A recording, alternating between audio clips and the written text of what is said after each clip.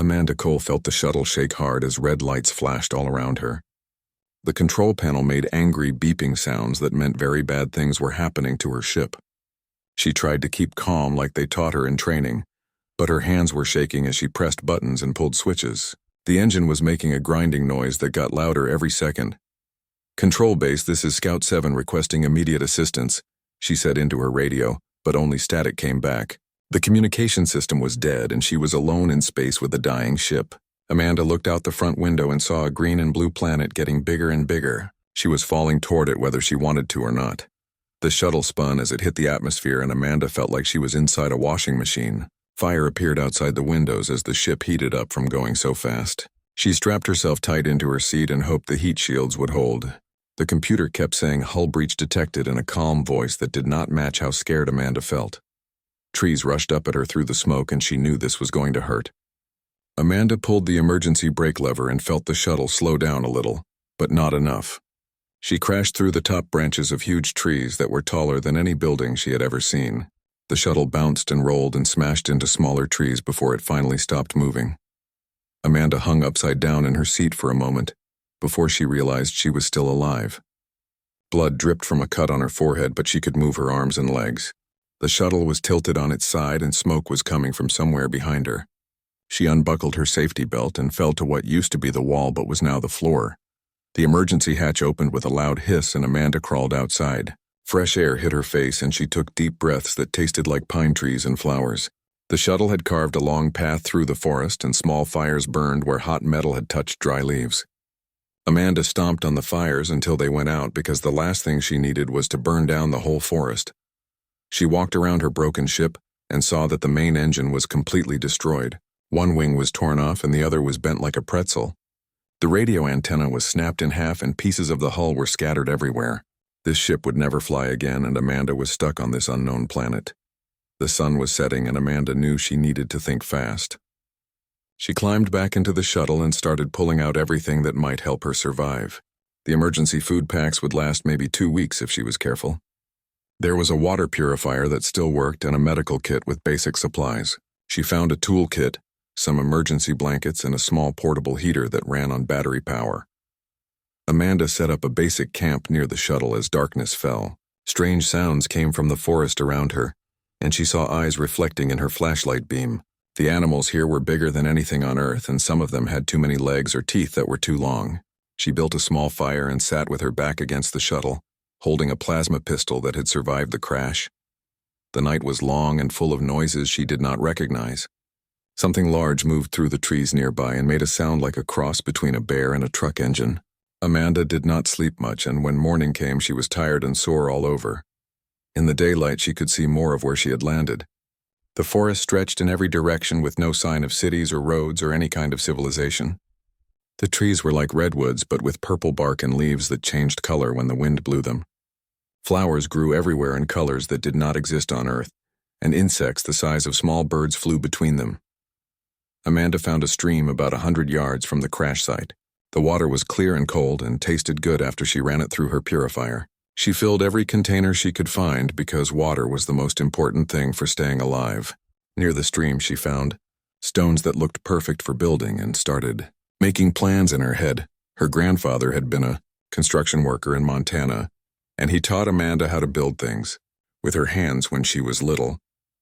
She remembered him showing her how to lay stones for a foundation and how to make walls that would not fall down. Those lessons seemed very important now that she might need to build a shelter that could last for months or even years. Amanda walked in circles around the crash site to learn about her new home. She found fruit trees with berries that her scanner said were safe to eat. There were nuts that looked like walnuts and roots that might be good for food. The forest had everything she needed to survive if she was smart and careful about how she used it. By the end of the first day, Amanda had made a list of what she needed to do. Build a real shelter that could protect her from weather and animals. Find reliable sources of food and water. Figure out how to signal for rescue when ships came looking for her. Make tools and weapons to help her survive. Learn about the dangerous animals and how to avoid them. She looked at the broken shuttle one more time and made a promise to herself. She would not just survive on this planet, she would build a life here until someone came to take her home. Amanda Cole was a fighter, and she would not give up no matter how hard things got. Amanda woke up on her third day to the sound of rain hitting the emergency shelter she had built from shuttle parts and emergency blankets. Water was leaking through holes she had not noticed before, and her sleeping bag was getting wet. She needed a real roof over her head, and she needed it soon. After eating a breakfast of emergency rations and berries she had tested the day before, Amanda walked to the stream to start gathering stones. Her grandfather's voice echoed in her memory as she picked up each rock. "Look for stones that are flat on at least two sides," he used to say. "Round rocks roll away and pointed rocks crack under weight." The stones near the stream were perfect for building. They were hard granite worn smooth by centuries of flowing water. Amanda chose stones that were small enough for her to lift but large enough to make good walls. She carried them one by one from the stream to a flat area she had chosen for her cabin site. The spot was on higher ground about 50 yards from the stream. It had good drainage and was protected from the wind by a circle of large trees. Amanda had cleared away the underbrush and measured out a rectangle 12 feet long and 8 feet wide. That would be big enough for sleeping, cooking, and storing her supplies. She started laying stones for the foundation, placing each one carefully and checking that it was level. The work was harder than she expected because she had to dig down to solid ground first. Her hands got cut and bruised from handling the rough stones, but she kept working. Every stone she placed was one step closer to having a real home.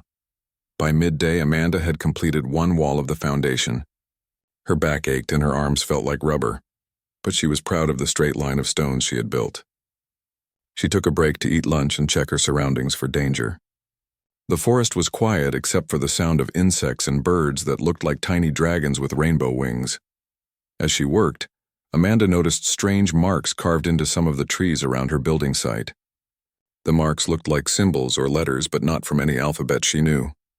They were old and grown over with moss, but still visible if you looked closely. Amanda wondered who or what had made them, but she had more important things to worry about right now. The afternoon brought new challenges as Amanda started on the second wall.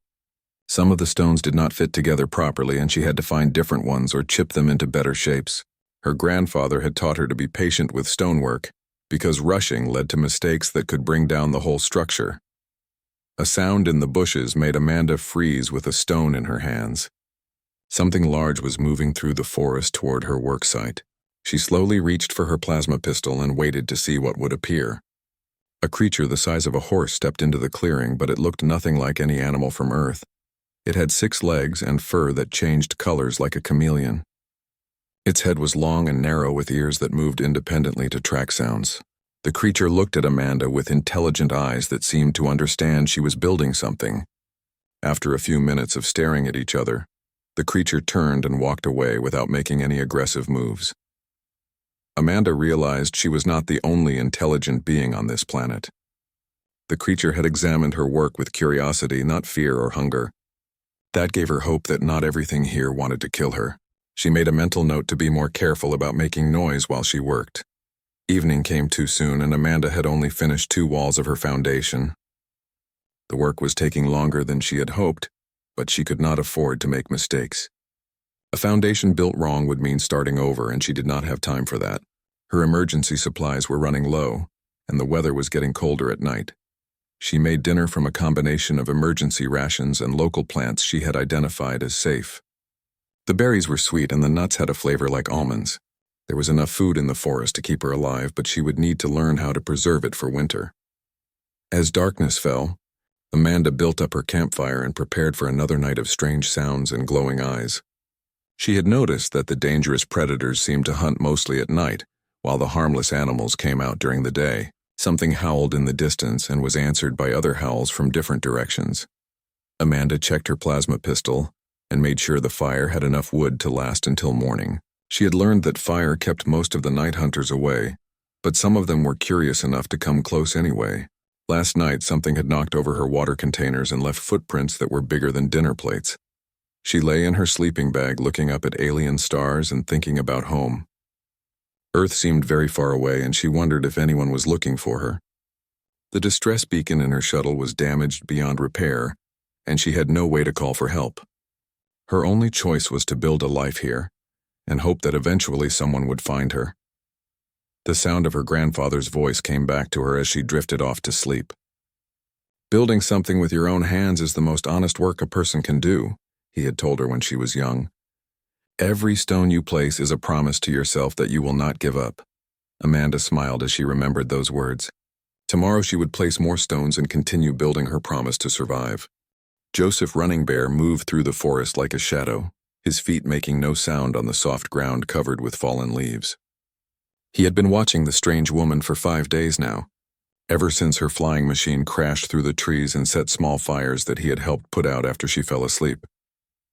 She was human, that much was clear, but she was not from his people. Joseph's tribe had arrived on this world 3 generations ago when the great ships brought them from the dying earth. His grandfather had told him stories of other humans who might still be traveling among the stars, but this was the first time he had actually seen one. The woman worked hard. Joseph had to give her that. She was building something from stones like his own people built their homes, but she was doing it all wrong. The spot she had chosen would flood when the storm season came, and her foundation was too shallow for the kind of weather this planet could throw at buildings. Joseph crouched behind a tree with purple bark and watched as Amanda struggled to lift a stone that was too heavy for her. She was strong for her size, but she did not know how to use her body properly for this kind of work. His own people had learned these lessons through generations of building on this world. He could help her, but the elders had taught him to be careful around strangers. The woman carried weapons that could kill from a distance, and she had the nervous energy of someone who expected attack at any moment. Joseph understood that feeling because this planet was dangerous for anyone who did not know its secrets. The woman stopped working and looked around as if she sensed someone watching her. Joseph remained perfectly still and let his clothing blend with the shadows. She had good instincts for survival, but her eyes did not see the forest the way his people had learned to see it. She was looking for obvious threats when the real dangers on this world were usually subtle. Joseph's village was 2 days' walk from here, hidden in a valley where the trees grew so thick that no skyship could see them from above. His people had chosen that location carefully after their first settlement was destroyed by one of the great storms. They had learned to read the signs that this planet gave them about weather and seasons and dangerous times. The woman's building site would be underwater when the rains came. Joseph could see the old flood marks on the trees around her chosen spot, but she did not know how to read those signs. Her people had probably never needed to learn such things because they lived in metal cities that protected them from nature. As he watched, the woman found more of the old symbols that Joseph's great-grandfather had carved into the trees when he first explored this area. She studied them with curiosity but could not understand their meaning. They were warnings about flash floods and markers showing the safe paths through the forest during hunting season. Joseph remembered his grandfather telling him about the first years on this planet, when his people had to learn everything from scratch. Many had died from eating wrong plants or building in wrong places or not understanding how the seasons worked here. The knowledge they had gained was written in the scars on trees and the stones of failed buildings and the graves of those who had not been careful. Enough, the woman was making the same mistakes his people had made generations ago, but she was making them alone. That was the difference between her and his tribe. When his people made mistakes, they learned together and shared the knowledge. When someone died, their lessons lived on in the stories the elders told. This woman had no one to teach her and no one to remember her lessons if she failed. A sound made Joseph turn his head, and he saw 3 of the 6-legged wolves moving through the trees toward the woman's camp. They were young ones, probably hungry and looking for easy prey. The woman was bent over her stones and had not noticed them yet. Joseph knew he had to make a choice. The wolves were dangerous, but not too dangerous for someone who knew how to fight them. They attacked in a straight line and could not turn quickly because of their extra legs. A smart hunter could use their momentum against them and strike at the right moment. But the woman did not know these things. Joseph reached for the long knife on his belt and prepared to move. His people had rules about not interfering with outsiders, but they also had rules about not letting anyone die when they could prevent it. The woman was human like him, even if she came from a different place, and that made her part of his responsibility. He watched as the woman finally noticed the wolves and reached for her energy weapon. The gun would probably kill the wolves, but it would also make a lot of noise that would attract bigger predators. Everything on this planet was connected, and the woman did not understand those connections yet. The lead wolf jumped toward the woman just as Joseph made his decision. He stepped out from behind his tree and threw his knife in one smooth motion. The blade hit the wolf in the side and knocked it off course. The other two wolves stopped and turned to face this new threat. Joseph pulled out his bow and put an arrow into the second wolf before it could decide what to do. The third wolf ran away into the forest because it was smart enough to know when it was outnumbered. Joseph walked over to check that both wolves were dead, and then turned to face the woman. She was pointing her weapon at him with hands that shook just a little. Her eyes were wide but alert, and she was breathing hard from fear and excitement. Joseph raised his empty hands to show he meant no harm and spoke to her in the English his grandfather had taught him. "You are building in the wrong place," he said in a calm voice. "When the rains come, the water will wash away your stones."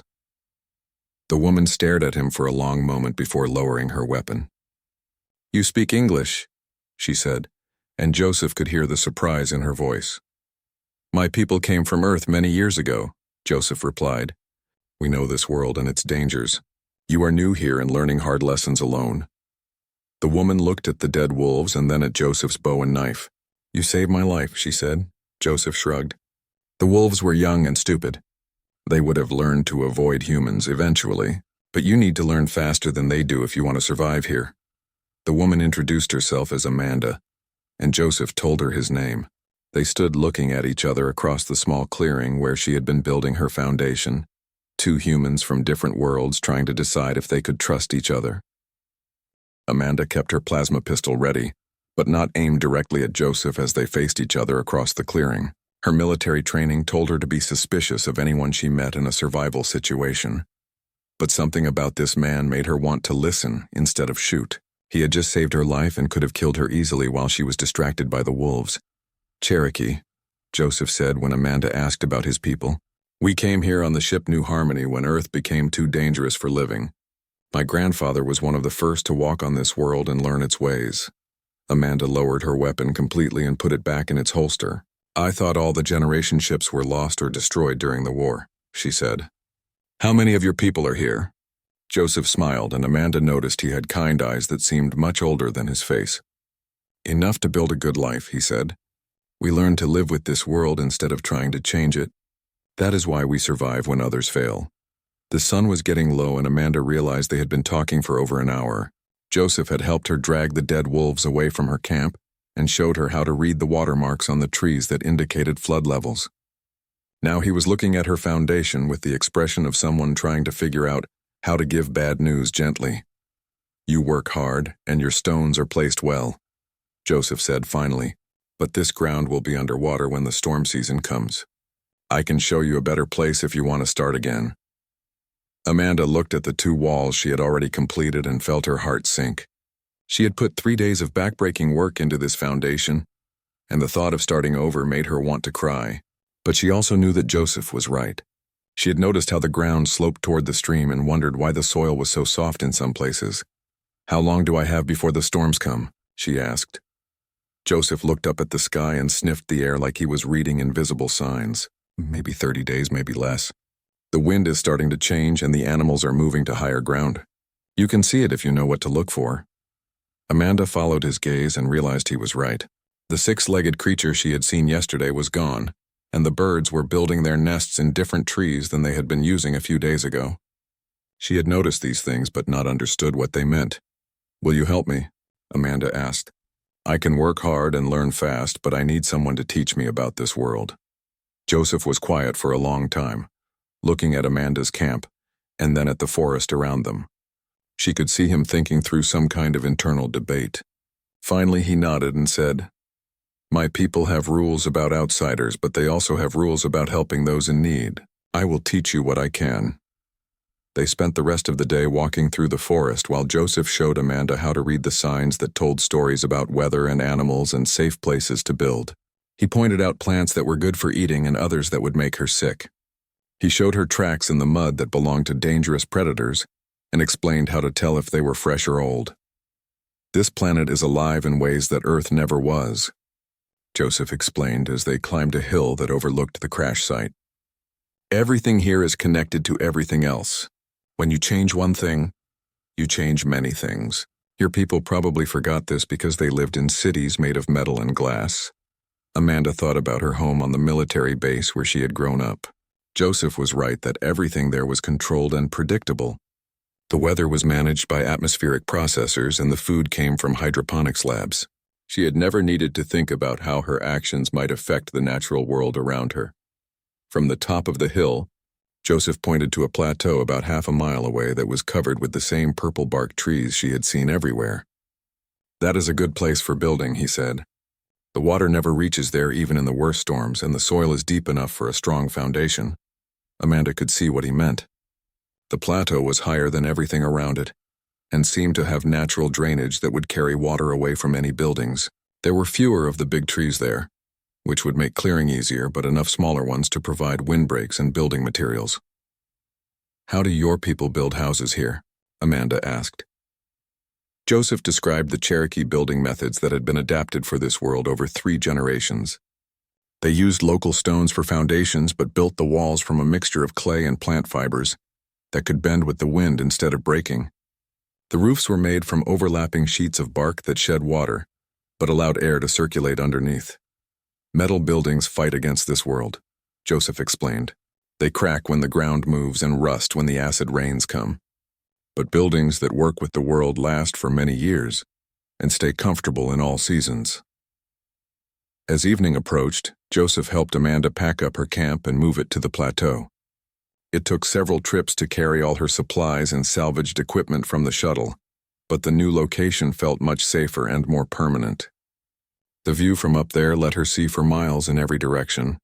That night they sat around a fire that Joseph built using a method that produced almost no smoke. He showed her how to arrange the wood so that it burned hot but quiet, and how to bank the coals so the fire would last all night without attention. These were skills that could save her life if dangerous animals came hunting. "Tomorrow we will start building your new foundation," Joseph said as they prepared for sleep. "But first I want to show you something that will help you understand this world better." Amanda spread out her sleeping bag on the soft ground and looked up at the alien stars. For the first time since her crash, she felt like she might actually survive this ordeal. Having another human to talk to made all the difference, even if he came from a completely different background than her own. "Joseph," she said quietly, "thank you for helping me. I know your people have reasons to be careful around strangers." Joseph was already lying down on a bed he had made from soft branches and his own blanket. "My grandfather told me that all humans are family, no matter how far apart we travel among the stars," he said. "You are alone in learning hard lessons. It is right that I help you." Amanda smiled in the darkness and felt safe for the first time in days. Amanda woke before dawn to find Joseph already awake and studying the sky. He was looking at the clouds with the same careful attention she had seen doctors give to medical scans, reading information that was invisible to her untrained eyes. "The weather will change in 3 days," Joseph said when he noticed she was awake. "We need to finish your foundation before then or wait 2 weeks for the ground to dry again." After a breakfast of berries and nuts that Joseph had gathered while Amanda slept, they walked to a different part of the forest where he showed her a quarry his people had been using for decades. The stones here were already cut into useful shapes and sizes, worn smooth by years of weather but still strong enough for building. "My great-grandfather found this place in his 2nd year on the world," Joseph explained as they loaded stones into the carrier Amanda had built from shuttle parts. "The rocks here are harder than the ones by your stream and they fit together better. Good stones make the difference between a house that lasts 1 year and a house that lasts 50 years. Amanda was amazed by how much knowledge Joseph's family had accumulated about this single location. He knew which stones were best for different parts of a building, where to find clay that would hold the stones together, and how to tell if a rock had hidden cracks that would make it break under pressure. They worked together to move stones from the quarry to the plateau, with Joseph teaching Amanda more efficient ways to lift and carry heavy loads. He showed her how to use her whole body instead of just her arms, and how to balance a load so it felt lighter than it actually was. Her grandfather had taught her some of these techniques, but Joseph knew tricks that made the work much easier. "Your people must be very strong to build the way you do," Joseph said as he watched Amanda struggle with a stone that he could lift easily. "But strength without knowledge is like a sharp knife without a handle. It can cut you as easily as it cuts what you want to cut." By midday, they had enough stones to start laying the foundation, and Joseph began teaching Amanda the Cherokee building techniques his people had developed for this world. Instead of making walls that were completely solid, they left small gaps that allowed water to drain through during floods but kept out larger animals in most of the weather. Earth buildings try to keep nature outside, Joseph explained as they worked. Buildings here must let nature flow through them like water through a fish gill. Fight the world and it will win. Work with the world and both of you win. Amanda found this philosophy fascinating because it was so different from everything she had learned in her military engineering training. Her people built structures that were designed to resist and control their environment, while Joseph's people built structures that adapted and responded to their environment. The foundation work went much faster with two people, especially since Joseph knew exactly how each stone should be placed for maximum stability.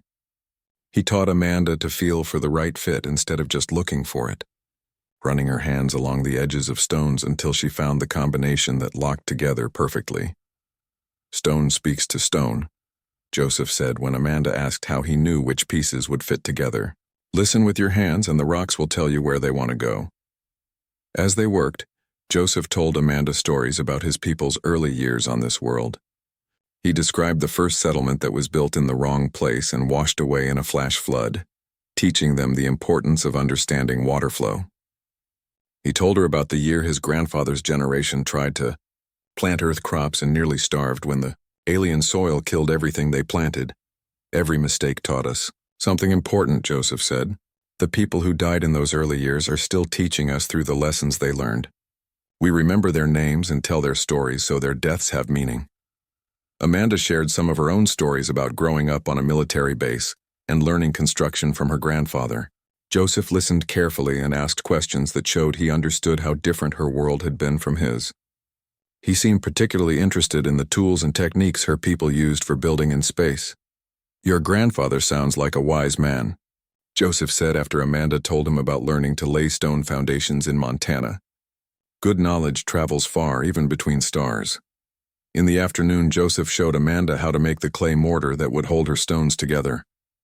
The recipe required mud from 3 different locations, mixed with fibers from specific plants and water that had been heated to exactly the right temperature. The process took hours and required constant attention, but the result was stronger than concrete and flexible enough to bend without breaking. "This mortar will last longer than you will," Joseph said, as they tested a sample that had dried from yesterday's practice batch. "My great-grandfather's house still stands, and the mortar is as strong today as when he first made it." Amanda was impressed by the durability of the Cherokee building methods, but she was even more impressed by how much thought had gone into adapting ancient techniques for a completely alien world. Every choice Joseph's people made was based on decades of careful observation and experimentation. As evening approached, they had completed more than half of the foundation. The work was going much faster than Amanda had expected, partly because of Joseph's expertise, but mostly because they had developed a good rhythm of cooperation. She would prepare the stones while he mixed mortar. Then they would place them together, checking each other's work and making adjustments as needed. "Tomorrow we will finish the foundation and start on the walls," Joseph said as they cleaned their tools in the stream. "But first I want to show you something about this world that you need to understand." That night after dinner, Joseph led Amanda away from their camp to a clearing where the moonlight created strange shadows on the ground. He had her lie down on her back and look up at the night sky, pointing out constellations that were invisible to her untrained eyes. "Do you see the 3 stars that make a triangle near the horizon?" Joseph asked, guiding her gaze with his finger. Amanda stared for several minutes before she finally spotted the pattern he was describing. "I see them now." "What about them?" "When those stars are in that position, the storm season is 30 days away," Joseph explained. "When they move to directly overhead, the storms begin. When they disappear behind the other horizon, the storms end. This is how my people track the seasons without computers or calendars." Amanda felt a chill that had nothing to do with the cool night air. Her people had sophisticated technology for predicting weather and tracking time, but they had lost the ability to read the natural signs that had guided humans for thousands of years. Joseph's people had preserved this ancient knowledge and adapted it to a new world. Amanda was checking the snares she had learned to build when she heard the sound that changed everything. It was a deep humming noise that came from the sky, different from any of the natural sounds she had learned to recognize over the past 6 months. She looked up through the trees and saw a metal shape moving slowly across the clouds. A rescue ship had finally found her. Amanda ran back to the cabin as fast as she could, her heart pounding with excitement and fear. Joseph was there working on a new tool rack, and he looked up when she burst through the door, breathing hard and pointing at the sky. "Ship," she gasped. "Human ship looking for me." Joseph set down his tools and listened to the sound that was getting closer. His expression was thoughtful but not as happy as Amanda had expected. "Are you ready to leave this world?" he asked quietly. The question surprised Amanda because she had been thinking about rescue for so long that she had never considered whether she actually wanted to be rescued. Over the months of living with Joseph and learning from his people, she had begun to think of this planet as home rather than just a place where she was trapped. "I do not know," Amanda said honestly. "I thought I would be ready, but now that they are here, I feel confused." The ship circled overhead for several minutes before landing in the clearing where Amanda's shuttle had crashed. She could see people in military uniforms getting out and starting to search the area. They would find the remains of her shuttle and start following the trail to her current location. "Come with me," Joseph said suddenly. "There is something you need to see before you talk to your people." They hiked quickly through the forest to a ridge that overlooked the Cherokee village. Amanda had heard about it many times, but Joseph had never taken her there because his people were careful about outsiders. Now she could see why he had wanted to show her this place.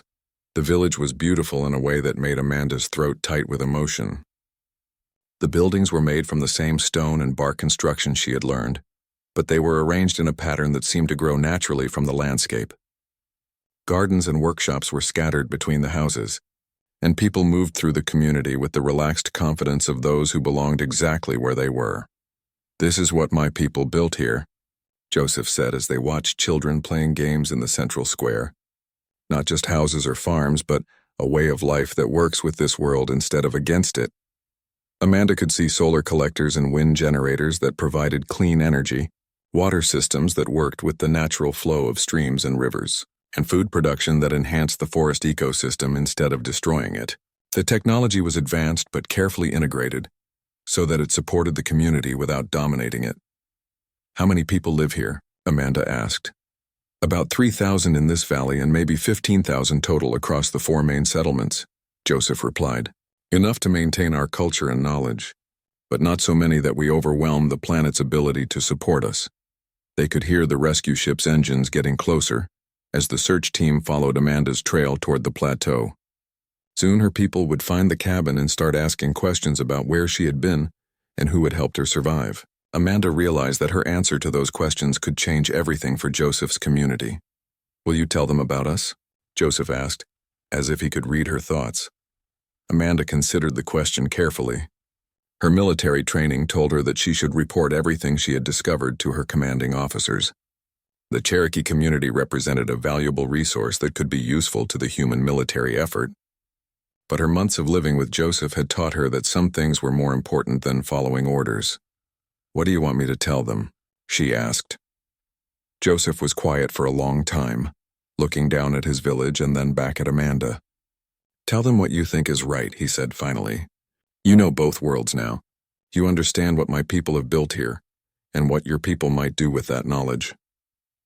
The sound of the ship was very close now, and Amanda could hear voices calling her name through the trees. She had to make a decision that would affect not just her own future, but the future of the Cherokee community that had saved her life and taught her so much. "I will tell them that I survived alone," Amanda said.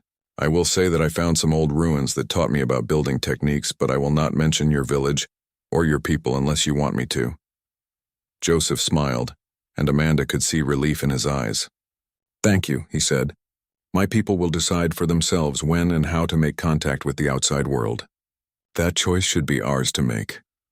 They hurried back toward the cabin, and Amanda quickly gathered the few possessions she wanted to take with her. Most of her gear had been replaced by tools and clothes that Joseph had helped her make, and she realized that very little from her old life seemed important anymore. "Amanda Cole," a voice shouted from the direction of the crash site. "Lieutenant Cole, can you hear me?" "Here," Amanda called back. "I am here." 3 people in military uniforms came through the trees, led by a woman with commander's insignia who looked relieved and angry at the same time. Lieutenant Cole, I am Commander Lisa Hayes, the woman said. We have been searching for you for 6 months. Are you injured? I am fine, ma'am, Amanda replied. I have been surviving in the forest since my shuttle crashed. Commander Hayes looked around at the well-built cabin and the obvious signs of long-term habitation. You built all this yourself? She asked with obvious skepticism. I found some old ruins that taught me about local building techniques, Amanda said, sticking to the story she had agreed on with Joseph. The native materials here are very good for construction if you know how to use them. One of the other soldiers was examining the cabin's construction with professional interest. This is sophisticated work, Lieutenant, he said. The mortar alone would require advanced knowledge of local chemistry. Amanda felt a moment of panic as she realized that her story might not be believable to people with technical knowledge. But Joseph stepped out from behind a tree where he had been waiting and spoke in a calm voice. She had help, he said simply. Amanda and Joseph finished the cabin just as the first storm clouds appeared on the horizon. The building was smaller than Amanda had originally planned, but much stronger than anything she could have built alone. The walls were made from stones fitted together with Cherokee mortar, and the roof was constructed from overlapping bark sheets that Joseph had taught her to harvest and prepare. Your old foundation would be underwater by now, Joseph said as they stood on the plateau and looked down at Amanda's original building site. Rain was already filling the low areas, and the stream had become a rushing river that would have swept away anything. Built too close to its banks, the cabin felt solid and secure as the first real storm hit 3 days later. Amanda had never experienced weather like this, with winds that shook the huge trees and rain that fell so hard it sounded like machine gun fire on the bark roof. Lightning struck close enough to make the ground shake, but the cabin stayed dry and warm inside. Joseph had built a small fireplace in one corner using stones that could handle high heat without cracking. The smoke went up through a chimney he had designed to draw properly even in high winds. Amanda was amazed by how comfortable the little building was compared to her emergency shelter from the shuttle. The storm will last 5 days, Joseph said on the second night as they sat by the fire and listened to the wind howl outside. Then we will have 10 days of calm before the next one. The storm season brings 12 big storms over 4 months. Amanda tried to imagine surviving 4 months of weather like this in her original camp. She would have been miserable and probably sick or injured from exposure. The cabin Joseph had helped her build was not just shelter. It was a home that would protect her through the worst weather this world could produce. During the calm periods between storms, Joseph taught Amanda more survival skills that his people had developed over 3 generations. She learned to identify which plants were safe to eat in different seasons, how to preserve meat and vegetables for long-term storage, and how to read the behavior of animals to predict weather changes. Every animal on this world knows when storms are coming, Joseph explained as they watched a group of 6-legged deer moving to higher ground. They have lived here for millions of years and their instincts are never wrong. Learn to see what they see and you will always have warning. Amanda also learned about the more dangerous aspects of the storm season. Some of the predators became more aggressive when confined to smaller areas by flooding. Others used the noise of storms to hunt prey that could not hear them coming. Joseph showed her how to secure the cabin at night and how to set up warning systems that would alert her to approaching danger. The storms bring out the worst things on this world, Joseph said as he helped Amanda install wooden shutters that could be barred from the inside. Most years they stay away from buildings, but hungry animals sometimes take chances they would not take in good weather. One night during the 4th storm, something large tested the cabin's defenses. Amanda woke to the sound of claws scraping against the stone walls and heavy breathing just outside the door. Joseph was already awake with his bow ready, listening to the sounds and trying to identify what kind of creature was investigating their shelter. "Do not make any noise," Joseph whispered, as the scratching moved from the walls to the roof. "It is curious but not angry yet. If we stay quiet, it will go away when it realizes we are not easy prey." Amanda held her breath as whatever was outside climbed around on the bark roof, testing its strength and looking for weak spots. The creature was heavy enough to make the roof beams creak, but Joseph's construction held firm. After what felt like hours, the scratching sounds moved away and disappeared into the storm. "What was that?" Amanda asked when Joseph finally relaxed and put down his bow. "Something that learned our cabin is too strong to break into," Joseph replied. "It will remember this and tell others of its kind to avoid this place. Building well is the best protection against most dangers." Between storms, Joseph began teaching Amanda about his people's history and culture. He told her about the decision to leave Earth when the wars and environmental collapse made survival impossible, and about the long journey through space in ships that were never designed for permanent habitation. My great-grandfather was just a boy when they left Earth, Joseph said as they worked on improvements to the cabin during a calm period. He remembered green forests and clean rivers, but by the time his children were born, those things existed only in stories. This world gave us back what we had lost. Amanda learned that the Cherokee had not come to this planet alone. Other Native American tribes had joined the journey, pooling their resources and knowledge to increase their chances of survival. The ship New Harmony had carried representatives from dozens of tribes who worked together to establish the first settlements. We brought the best of our old ways and left behind the things that no longer served us, Joseph explained. Some traditions changed to fit this new world, but the important thing stayed the same. We still believe that people must live in balance with the land, not in opposition to it. The Cherokee village where Joseph lived was organized around these principles. They had developed sustainable agriculture that worked with the planet's ecosystem instead of fighting against it. Their technology was carefully chosen to solve problems without creating new ones. Their social structure emphasized cooperation and long-term thinking over individual gain. As the storm season progressed, Amanda realized that she was learning more than just survival skills from Joseph.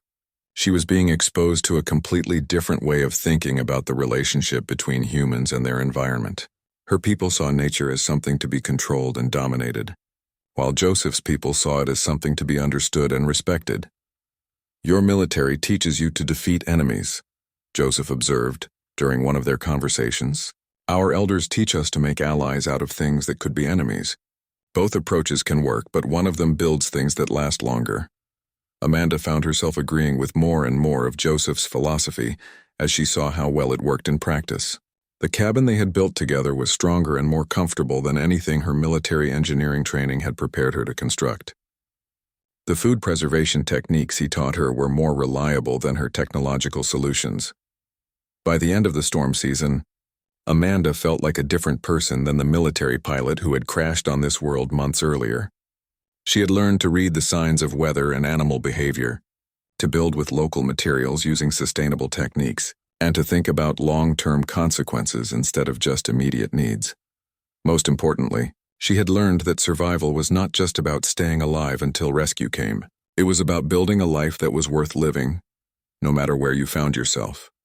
Commander Hayes immediately drew her weapon when Joseph appeared, and the two soldiers with her did the same.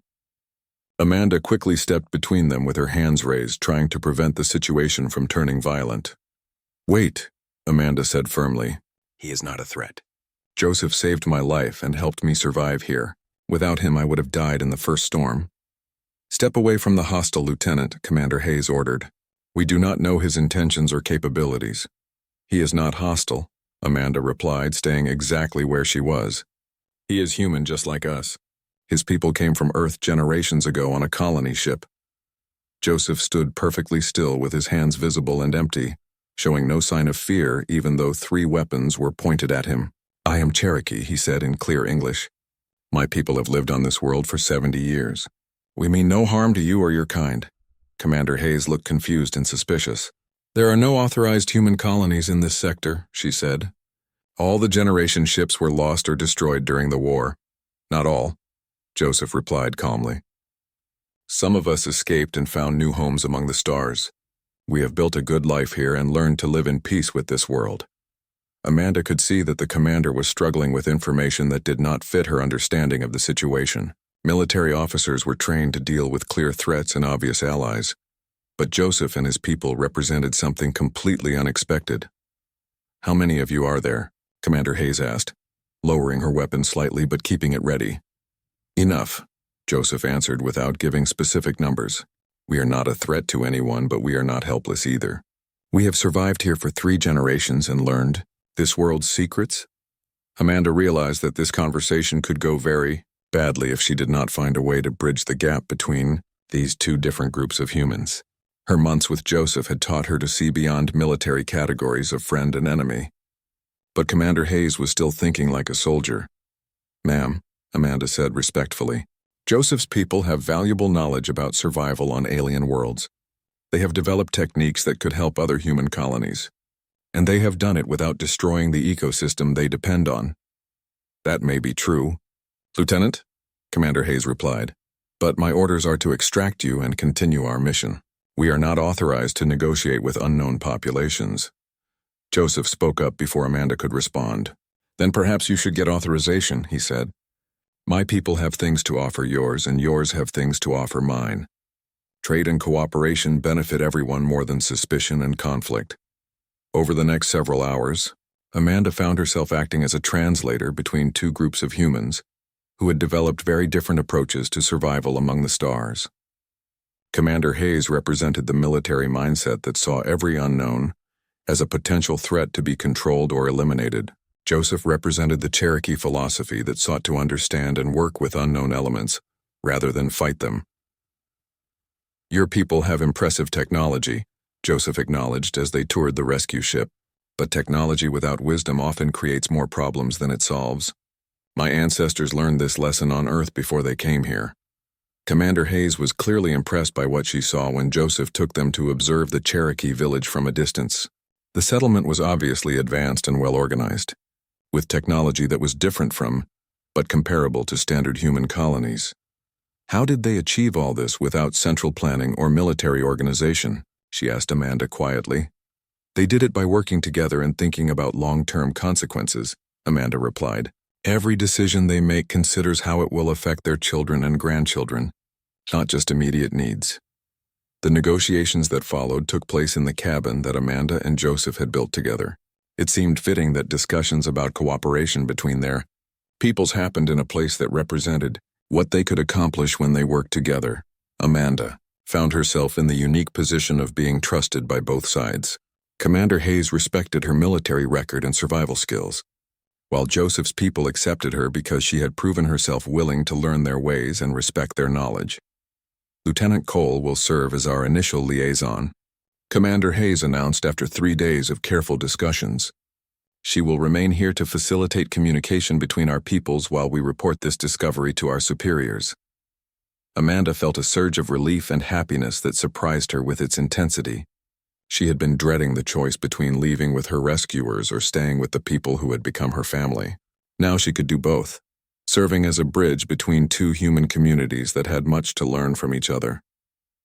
Joseph smiled when he heard the decision. You will help us build something new, he said to Amanda. Not just trade agreements or defense pacts, but understanding between different ways of being human. Over the following months, Amanda helped establish formal relations between the Cherokee colony and the Earth military. The process was slow and sometimes difficult, as both sides had to overcome decades of assumptions about what human civilization should look like. The Cherokee contributed knowledge about sustainable technology, ecological adaptation, and long-term social planning. The Earth military provided access to advanced manufacturing, medical technology, and communication networks that connected the Cherokee to other human colonies across the galaxy. Most importantly, both groups learned that humanity's survival among the stars depended not on any single approach to the challenges they faced, but on the diversity of solutions that different human communities could develop when they were free to experiment and adapt. Amanda's story spread throughout the human colonies, inspiring other settlements to value indigenous knowledge and traditional wisdom alongside advanced technology. The cabin she and Joseph had built became a symbol of what humans could accomplish when they combined their different strengths and perspectives. Years later, as Amanda and Joseph added yet another room to accommodate the growing number of visitors and diplomats who came to learn about their model of cooperation, she reflected on how much her life had changed since her shuttle crashed in the forest. She had come to this world as a military pilot looking for a way home, but she had found something much more valuable. She had discovered that home was not a place you returned to, but something you built with your own hands and shared with people who understood the importance of working together toward a common future.